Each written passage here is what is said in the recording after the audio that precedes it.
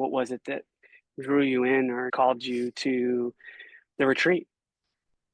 I had been to Costa Rica before, but never not in the capacity that I came down. Our conversations were very aligned. I was questioning a lot of things, and a lot of the topics were cracking the door open on a bigger question of what is all of this? What are we doing? Looking for a deeper meaning and trying to understand what's the heart of Silicon Valley so special about? And is that really all that there is? I was going through a quest of understanding who I was. I was adopted when I was young. I don't know my biological mom, trying to understand the dynamics of who I am in comparison to my family, but then also the world, the opportunity of digging deeper and going to Costa Rica provided guidance on breathwork along with some yoga. I had seen a recording of one of your breathwork sessions. I had a small taste at that point, but later in the retreat, I think I just realized how much it could help with processing this and really like peeking into another universe. So really it was what pushed me to just say, yes, let's try this Costa Rica retreat. All of our conversations leading up to the point and realizing there's something more. And Joe seems to have a better idea of what this more is. And so let's go down, let's learn and explore and see where that ends up afterwards. It's been a ride.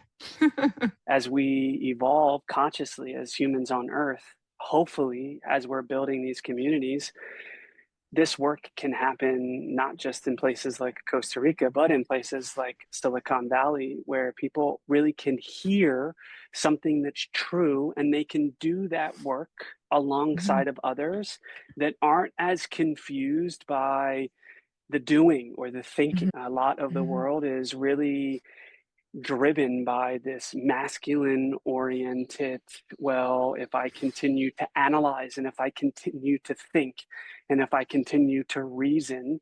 then I will be able to predict certain outcomes and prove certain things.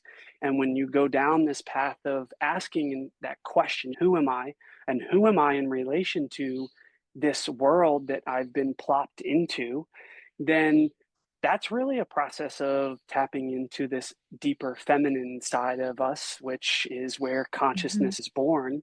We are so easily influenced by a culture that is predicated around the masculine, where it is Yeah. hard for people to tap into the feminine and tap into consciousness.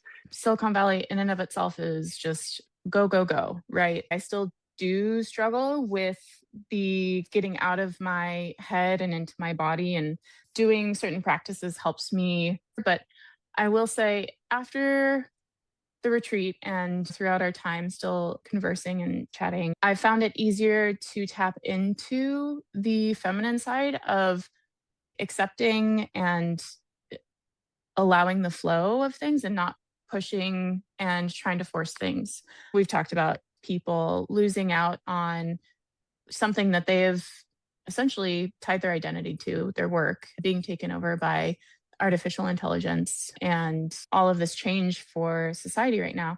So we've been creating surveys to ask, how are people perceiving it? How is that changing our perception of our being, our worth? And is this something that people are starting to understand? Are people seeing these connections of their worth to their job even before all of this, or during or after using all of this? I think having that questioning is the key. I think the question of who I am has always been there, but it has shifted from an ego to a true curiosity with the cultural norms of what you're expected to do and how to perform, the chosen path and what's seen as righteous and what you should strive for. I think is pretty much dissolved for me over the last couple of years. That's why at this point I've pursued this more, and I have more comfortability and more confidence at work, be able to open up these conversations and see, is this really something that people are attuned with? I'm much more interested in how can I use the skills that I've already learned, but then help people understand how they can better their views. We need people that are building bridges and building bridges through a Mhm, lens thinking about society progressing. And so it starts mhm, with asking the questions. And you're talking about things that are important for us to bring into the workplace, especially as people confront a reality where they don't know what the future holds in store. Where if we zoom out, that's the exact question that we ask on the clear path is, who am I? What am I doing here? Well, if I'm not this, mhm, then who am I? So essentially, it's bringing that closer to people's day-to-day experiences. And part of the process of working in the world of consciousness is really tapping into truth and what's true for you. We're all here to create. And especially as tools take over how we're used to creating, it will be and is going to become very, very important for people to connect back with truth so that then they can, like you're saying, take the skills, but apply it through the context of true creation. And what is the next step to take? And what is the next step to take? And that blueprint does not exist in the K through 12 school system. You're mhm. starting with asking, who am I? Versus most people go through a process of someone telling them if they do this, this is who they are. It takes a lot of courage to bring this into the workplace. So the fact that you're even attempting to do it and evolving the work that you do is admirable. There is something profound that happens from coming and walking this path. Retreat is a word, it's an experience that's profound that creates a questioning that then Mhm. continues, and it's a thread. And we're so used to thinking about unraveling threads as this negative experience, but we're Mm, starting to pull on a thread that leads to something else. It's a curiosity. There's an engagement, like you're saying, with the world around us in a yeah. way that we haven't experienced before. So I started thinking about these threads that I've been pulling on. What does it look like to decentralize consciousness work? In other words, you come to the Mm. retreat, but it's really just a process. And there's so much more. You can have a process anywhere, but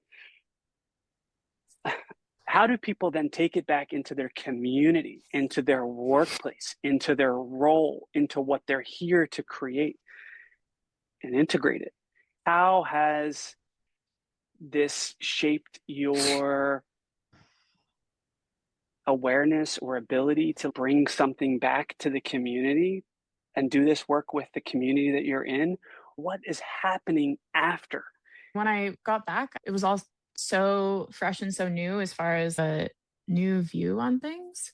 I don't know that I necessarily had quite an understanding of how I could integrate it with what I'm doing or even how to offer a workshop in my workplace. I'm not saying that I'm bringing deep work to the workplace, but it's more understanding how people are interpreting self reflection. That can spark the question of what's outside of this. So, getting to the point of asking that question, right? With all of this news going around of AI taking so many jobs, it can be easy to get caught up in that and say, oh, well, my worth is nothing because I'm just being replaced by a robot.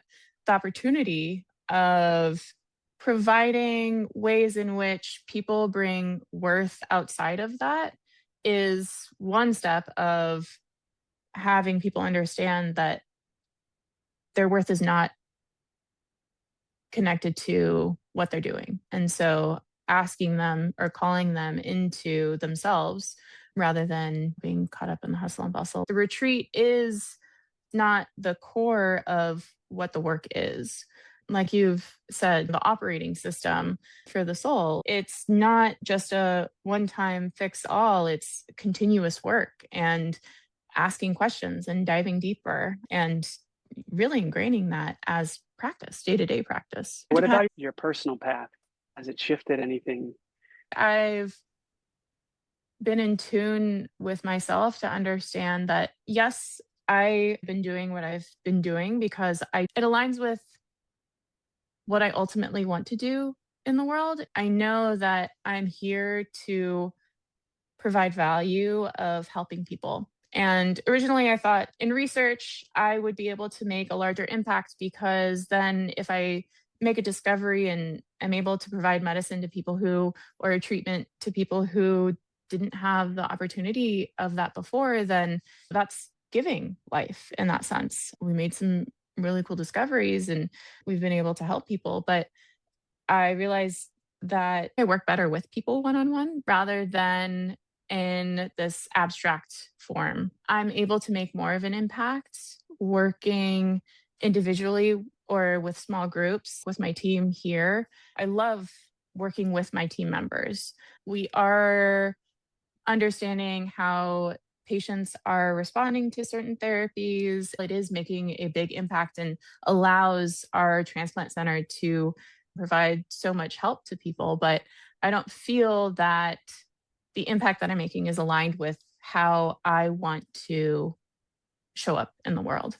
As far as personal journey, I think really opening this door of is what I'm doing how I can best connect with the world, or is that evolving? And I think that's evolving. I don't think I had the courage to say that before this questioning and becoming more attuned and aligned with who I am, understanding our relation to the world.